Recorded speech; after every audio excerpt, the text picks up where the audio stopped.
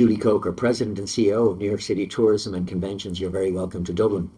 I'll start by asking you about Fred, who, after 2 decades nearly in the role, he had such a hand in shaping New York City tourism. So what's it like stepping into that role that's been so strongly associated with one person, and how are you approaching that transition?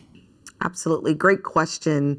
First, I want to say Fred is a dear friend. So I had the opportunity to just be about a 2-hour train ride away in Philadelphia and watch his absolutely amazing leadership, and certainly how he helped shape the landscape for tourism. So the first thing I would say is we want to continue to build on that legacy.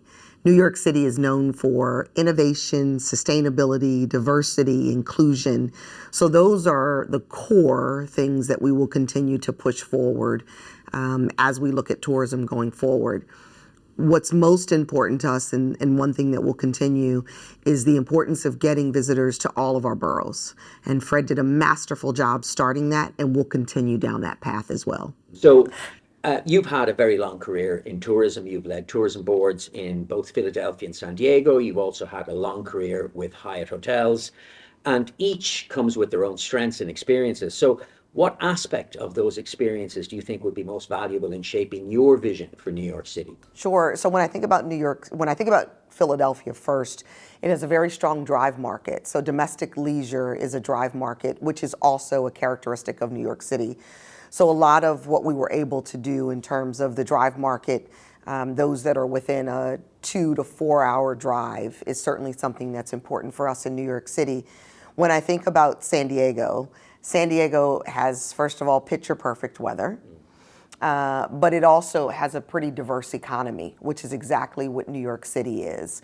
So the number of purpose, the reason for the purpose of trip is similar to San Diego, whether it was for business, it was an international city that certainly benefited from the proximity to LAX, but then also to that domestic leisure. And so now I get to take all of that experience, coupled with 21 years of what I think is the absolute finest hotel company in terms of hospitality and how to treat people. I get to apply all of those learnings to how we move New York City going forward. So in 2024, you had just over 64 million visitors, 64.5 million visitors, and we're on track to surpass the pre-pandemic number of 67 million. So you mentioned the 5 boroughs, et cetera. So what kind of momentum and how are you planning to kind of exceed those pre-pandemic numbers? Sure. So as we look at 2025, we are forecasted to do 67 million visitors, which would be higher than the pre-pandemic level. And out of that, 14 million visitors are international visitors. So our focus really is to continue to grow the international visitation. We have been wildly successful in Ireland, which we continue to do. UK is a strong market for us.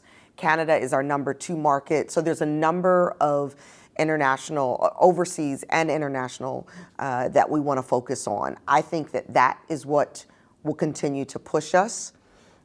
We do about 53 million domestic leisure visitors, or domestic visitors, I should say, to the destination. So we are seeing a surge in business travel. Business travel in 2025 should be, as forecasted, to be higher than pre-pandemic levels, which is great. So our meetings and conventions are extremely important. And then also to that leisure domestic side. So all 3 buckets are showing signs of strength, and we'll continue to push that forward. But that international visitation is extremely important to New York City. Although it represents 20% of our total visitation, it represents 50% of visitor spend. So that's the reason why we really do want to focus and push that.